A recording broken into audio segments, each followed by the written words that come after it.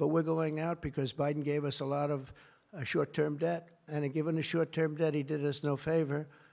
So I think what we'll do is we'll probably just extend the short-term debt and then go out, because I don't want to tie it up for 10 or 15 years at a high rate.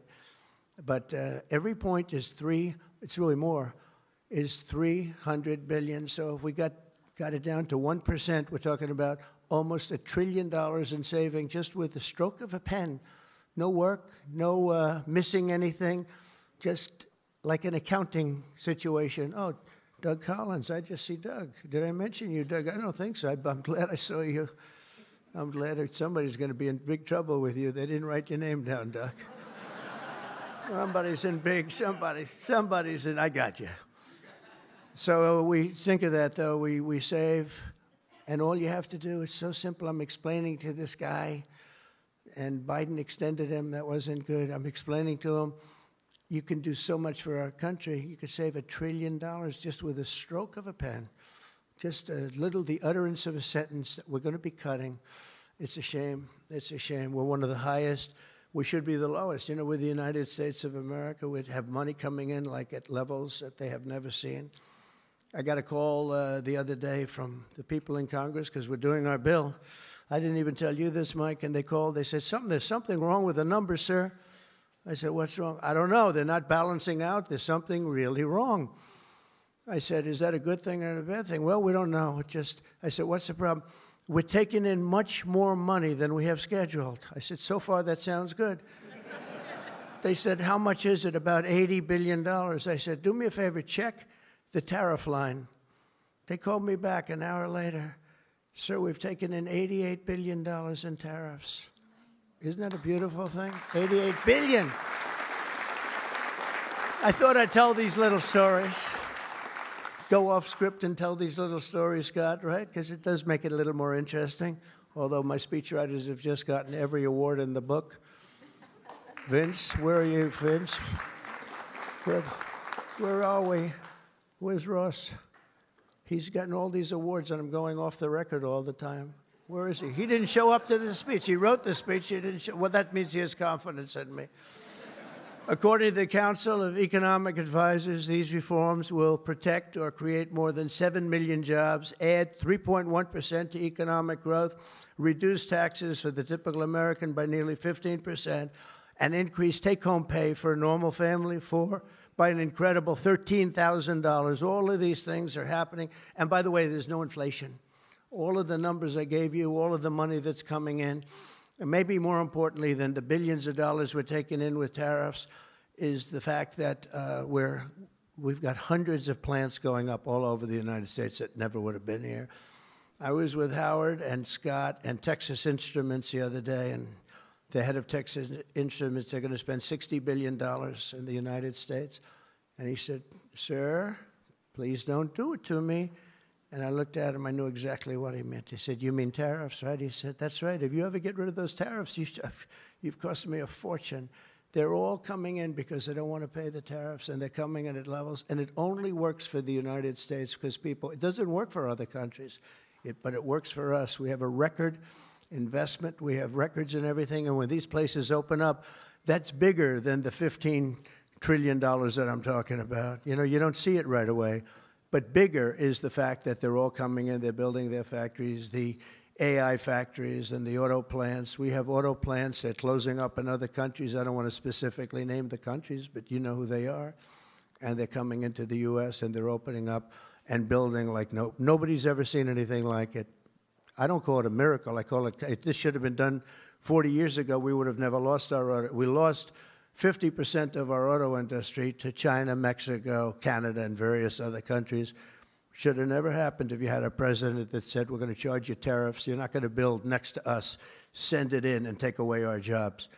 If you would have said 25, 50, or 100% tariff, not one company would have left. But they weren't business people. They were politicians, not very good ones, and some good ones, but some really not good at anything, to be honest with you. We're going to stop the largest tax hike, and we're going to do that in history. This would be, if the bill doesn't pass, there'll be a 68% tax increase. Think of that, 68%, which would be the largest in history by about 40 points.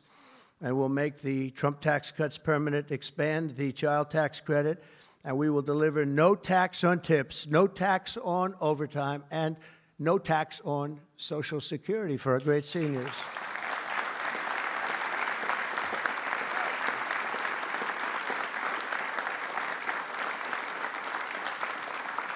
Among the countless citizens who will benefit from these tax cuts is Malachi Krzyzewski, a devoted mom and DoorDash driver from Ripon, Wisconsin, who uses her tip income to support her son. To think of that, no tax on tips, and it was a very big problem. I was at a dinner in my beautiful building in Las Vegas, and unrelated to this, and I said, what's going on?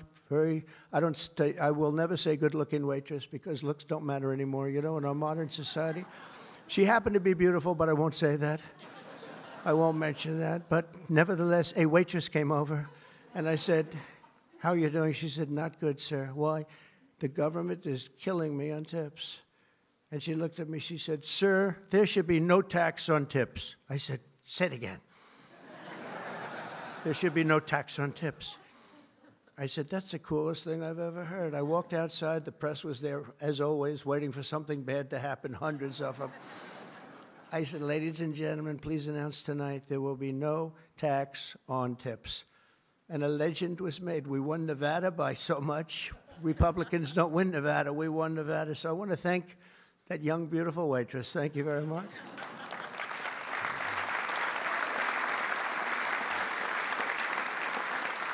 But with no tax on tips and other cuts, this bill will save Malachi thousands of dollars per year, enabling her to achieve her goal of visiting every U.S. state with her son. She wants to visit every state by the time he's 18 years old. So, Malachi, it sounds to me like you're off to a fantastic start. And where are you, Malachi? Where are you? Congratulations. Great. That's good. Thank you. Also with us today is Luke Wilson, a 23-year-old electrical lineman. He loves being an electrician, but in this case, the lineman. And these are guys that take big risk, and it's hard stuff. But if you know what you're doing, it's fine.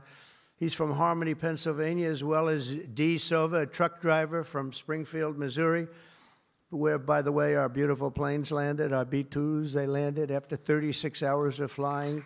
Great going, Pete. And they hit the target. And they hit the target, and the target has now been proven to be obliterated, just as we said. We had little fake news from CNN. Thank you very much, CNN, for that. With 3 million miles of driving under her belt, who mentors other women in her industry. And I just want to say, Luke and Dee spend countless hours working overtime to help make this country run. And this bill, the typical overtime worker like them will take home nearly $1,500 extra every single year. So you're talking about at least $1,500, and there will be no harassment because you were being harassed by the Democrats. So Luke and Dee, congratulations to you both. Thank you very much. Congratulations, wherever you may be. Thank you. Thank you very much. Also with us is James Benson, a third-generation auto worker from Belleville, Michigan, who has spent 26 years at Ford Motor Company, which is doing very well. They have a lot of plants in this country. If you have plants in this country, you're going to make a lot of money.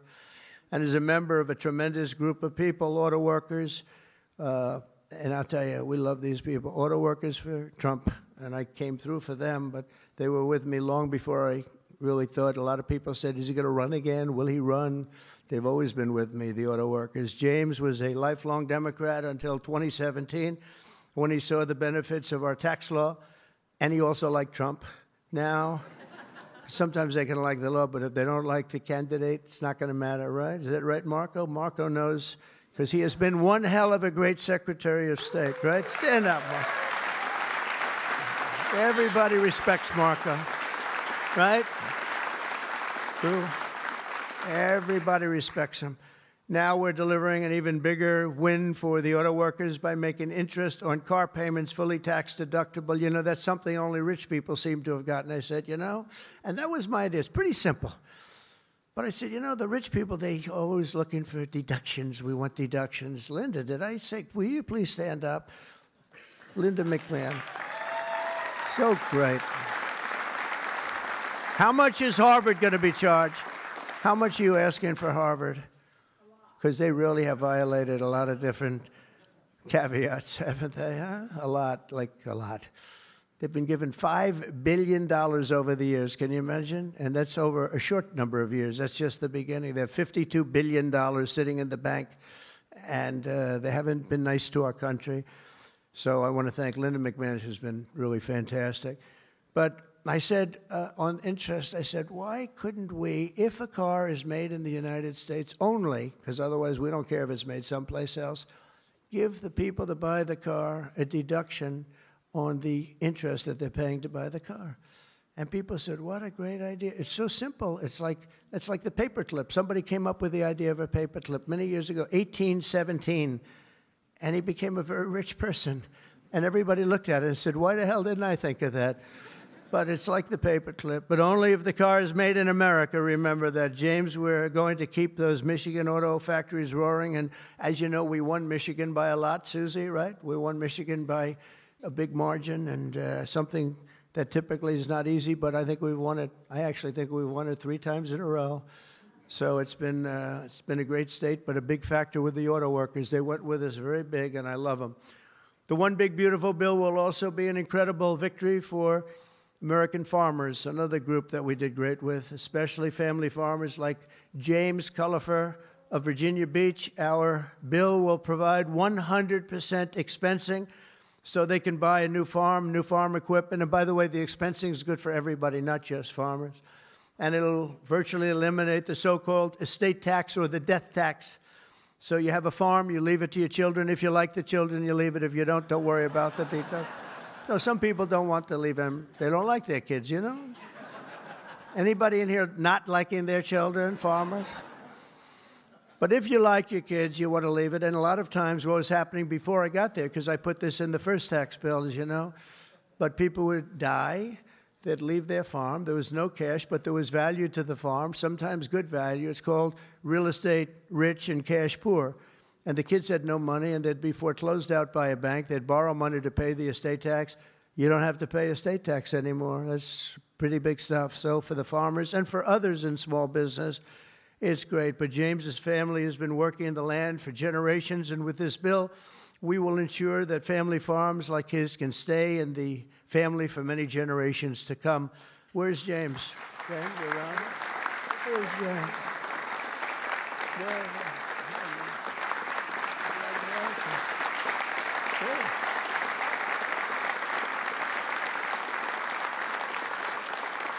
That's great. And you know what I mean, James, right? People pass away, they love their kids or whoever they're leaving, but they love their kids especially. And you won't have the family farmer anymore the long time because they were losing them to the banks, and they were losing them at record numbers. It's not going to happen anymore. There's no tax. We're also going to empower American parents by expanding opportunity scholarships to provide school choice. School choice is a big deal.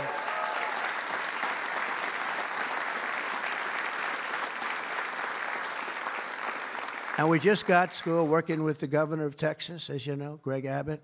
We just had it passed in Texas, and I know about that. Somebody said, yeah, that was a big deal. They've been trying to get it for 9 years, and they asked me if I'd call the legislature, Republicans in the legislature, and I did.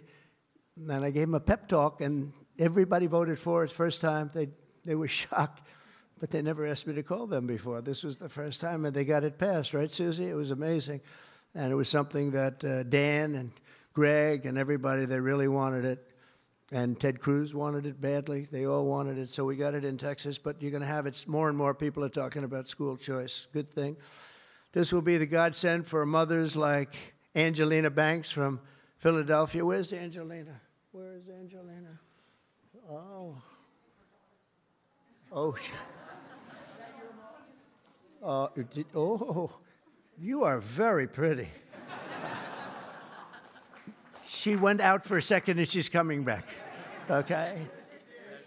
Where's Ange? Come on over here, Angelina. Oh, that's terrible. Oh, wow. How are you? I won't ask you where you've been, okay? I promise. But it's great to have you. It's great to have. I mentioned your name. I said, "Where's Angelina?" He said, "She'll be right back, sir." Thank you very much. Appreciate it. And Aubrey and Ava Jane, Angelina says the tax relief for child care and education are a foundation for stability and dignity. I think those were your words, right? Stability and dignity. Good words for her family. And with the One Big Beautiful Bill, we're delivering both, empowering hundreds of thousands of families to choose the public, private, charter, religious school or the home school of their choice. And Angelina, thank you very much for being with us. Beautiful. Beautiful. So this bill will also be the single most important piece of border legislation ever to cross the floor of Congress. We will hire 3,000 new Border Patrol officers and 10,000 new ICE agents. And these people are great. I tell you what, I got to know a lot of them. And we have tremendous representation. They've been for me from day one. In fact, I shouldn't say this, but they endorsed me when I first ran, almost at the beginning. And they weren't sure if they were allowed to endorse me. And they said, "We don't care, we're endorsing you." But they were great, and they've been my friends ever since. But think of that. So we're going to hire 3,000 new Border Patrol officers, 10,000 new ICE agents. And, you know, these ICE guys, they go into war zones, and they're tough, and they love our country. And if you're not going to be tough, you're not going to do well. But they are tough, and they'll break into a pack, and they call them a pack. Some of these packs come out of the jails of Venezuela. They come from places that you don't want to know about. They're gang members that have been all sent in here through Biden's open door stupid policy. The dumbest policy, I think, well, we have a lot of dumb policies, but the worst, I think, is open borders, where anybody comes into our country totally unvetted, totally unchecked. And they're drug dealers, and they're people that we don't want them. And they're murderers, you know, they're murderers. I told you, over 11,000 murderers. They're in here. 50% of those, by the way, murdered more than one person. And they came in, no check-in, no anything. It's so sad. What that man has done to this country, we should never forget it, okay? We should never, ever forget it. With that whole group of people, I don't even think it was him. He didn't believe in open borders. He didn't believe in men playing in women's sports or transgender for everybody. But what that group of people has done to this country will never, ever, I don't think we can ever allow history to forget it. What they've done to us is so sad. We're going to fully fund the final sections of Border Wall, impose a new remittance tax on money sent back to foreign countries, and dramatically increase deportations to a bare minimum of 1 million illegal aliens per year. And what we're doing is we're really going after the criminal aliens, of which we have plenty to work with. People say, well, that's a lot, isn't it? Well, remember, these countries are very smart. They're headed up by people I know. In almost all cases, they're very smart people, and they're people of great common sense. They're not sending their good people out. They're sending the bad people out, and they put them into caravans. I think I came up with that name, but somebody did. It's a great name, a caravan. Thousands and sometimes as many as 30,000 people walking right into our country. Again, last month we had none. Think of that. It's almost, people say it's almost impossible. But they come in, and at a minimum, they're not people that work very hard. They're people that are on welfare. They don't want them. They don't want them. They give them to us. It's incredible what's happened, and it's so sad to see. It's so sad. It could make you just sick to your stomach when you think about it. I was going to say it could make you cry, but I like to pretend I never cry. I don't want to be a crier, but it makes you sick to think of what they did. What they did to us is just sick. And guys, if we didn't have a Tom Homan, and if we didn't have some of the guys that we have working so hard and dangerously, the country wouldn't stand a chance. But we're getting them out, not as fast as they came in, because they came in and you'd see hundreds of thousands pour into our country in a day. But we're getting them out. And here today is Angel Dad Joe Abraham, the Angel Moms and Angel Dads. These are incredible people. They lost their precious 20-year-old daughter, Katie, in a hit and run after she was struck by an illegal alien from Guatemala. Katie was stopped at a traffic light, rear-ended, full force, going 60, 70 miles an hour right into the back of her car while she stopped. And She died immediately. And her killer, I think you could really say the killer, fled the scene. And Joe, we will end this invasion once and for all, and we're always going to remember the memory of Katie, that beautiful, beautiful 20-year-old daughter of yours. Where's Joe? Is she around here? Joe? Come here, Joe. Come here.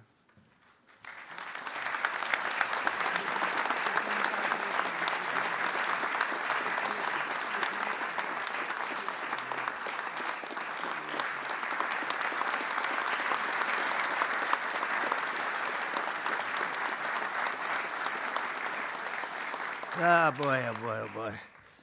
Thank you, Joe, very much. Also with us is Sarah Stewart from Kerrville, Texas, who lost her brother to the fentanyl epidemic that has inundated her small town. Our bill provides billions and billions of dollars to stop fentanyl and other illicit narcotics.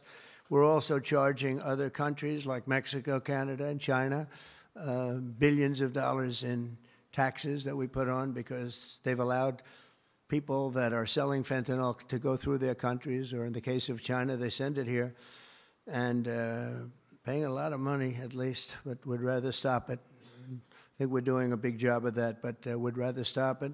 And other illicit narcotics pouring across the border and stealing more American lives. And thank you. Sarah will not rest until that fight is done. We're going to get that fight done. Sarah Stewart is where? Sarah? Hi, Sarah. Beautiful.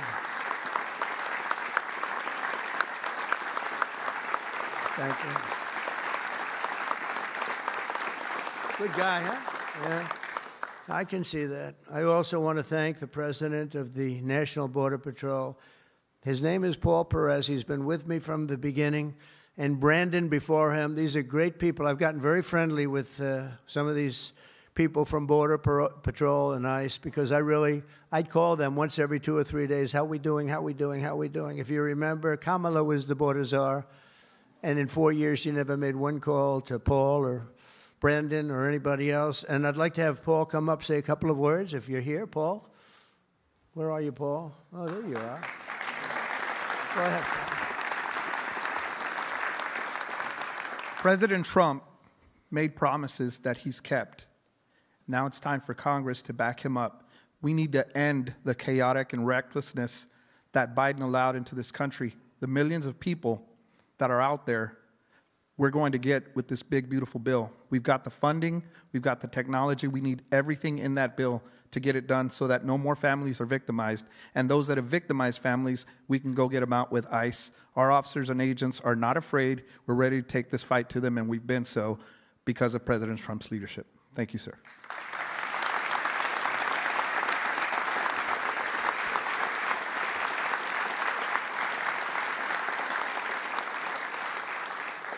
He's been a great friend of the country. He really has, and he's worked with Tom Homan and Christie and all the people that work so hard. They have been incredible. And, I wasn't going to do this, but I see Tom Homan is sitting there, and, I have to call him up. Look at that. I don't call up the Speaker of the House. I don't call up Marco or Peter or anyone. But I want to call this guy because this guy is keeping us very, very safe. Come on up, Tom.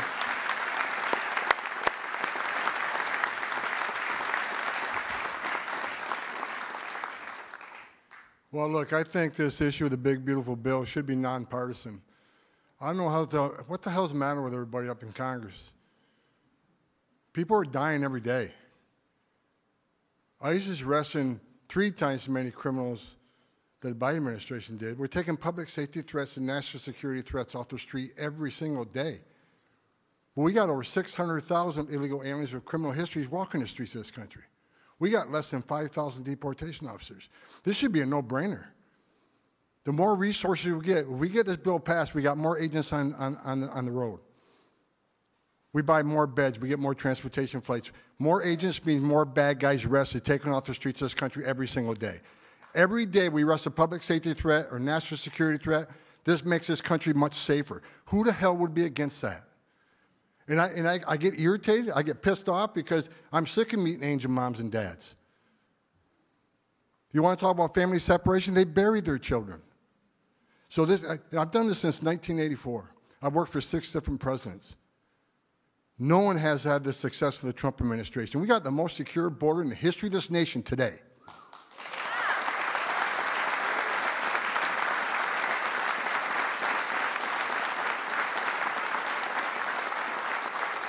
But we need more border wall. Border walls save lives. Women and children can't get over that wall, which means they go to a place where there's not a wall. And what's waiting on them? The men and women of the Border Patrol who take care of the humanitarian needs and save their lives.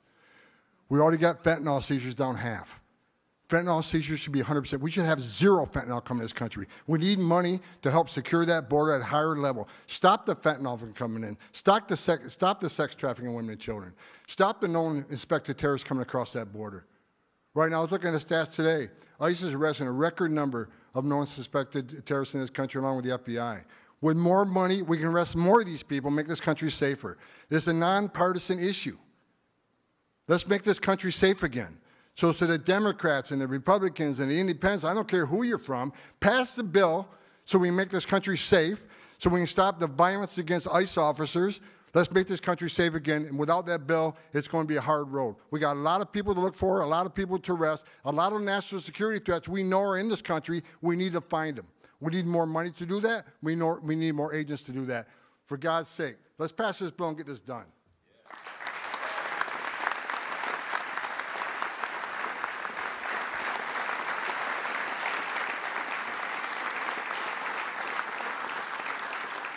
He got so angry he didn't even shake my hand or look at me. Just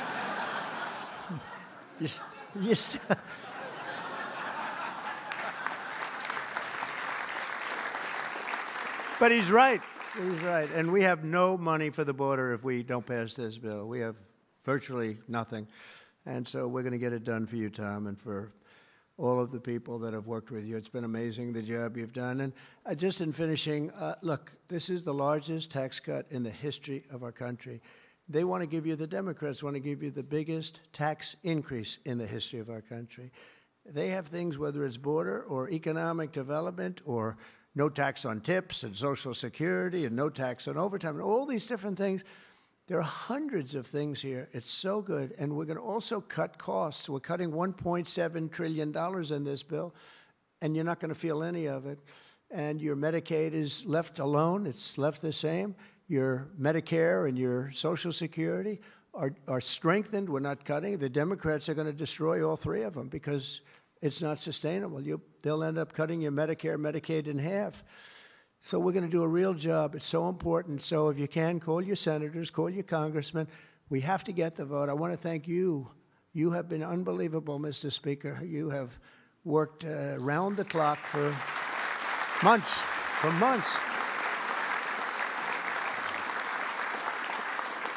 And, I shouldn't say this, but we don't want to have grandstanders where one or two people raise their vote. We vote no. And they do it to grandstand, that's all. Not good people. They know who I'm talking about. I call them out. But we don't need grandstanders. We have to get our country back and bring it back strong. And our country is going to be stronger, bigger, better than ever before. We're going to make it better than ever before. And that's despite the bad hand that we were dealt 6 months ago. We were dealt a really bad hand. We were dealt a sick hand. It's unbelievable.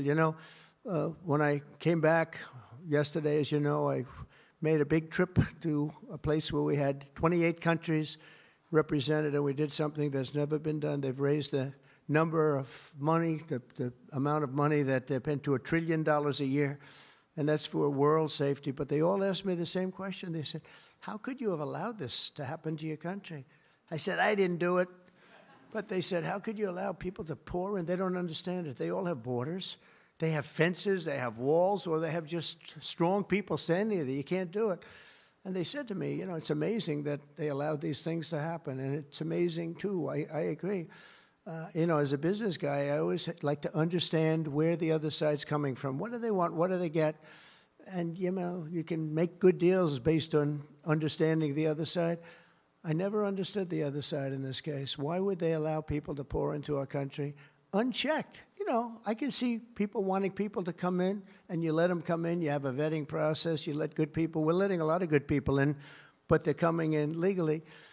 But why would you allow people to come in that you can look at them and say, big trouble, big trouble? Why would you do it? Nobody understands. And A lot of people say voting, but, you know, we've got to strengthen up our elections because the voting is crooked as hell. Got to strengthen it up. But it's not that. It's either they're stupid and they're not stupid, or they hate our country. But we love our country, and we're going to stop this madness, and we're going to get this bill approved. And all of the things that I've been talking about now for 2 years on the campaign trail, and we won, remember, we won every single swing state. We won by millions of votes. We won everything. We won every, it was a landslide. We won something that nobody talks about, districts. You have thousands of districts. We won 2,750 to 505. Think of that. That's why when you see a map, the whole map is red. That stands for Republican, by the way, because it stands for a lot of other things too, but it stands for Republican with a little piece of blue on each side. But that's why, think of that, 2,750 districts to 505 districts. That's what, this was a slaughter, but it gave us a mandate to do some great things. And I want to thank John Thune, and I want to thank the speaker, and I want to thank Marco and everybody here, they have been so incredible. Pam, you've been unbelievable as the Attorney General. We appreciate it. Not easy, not easy.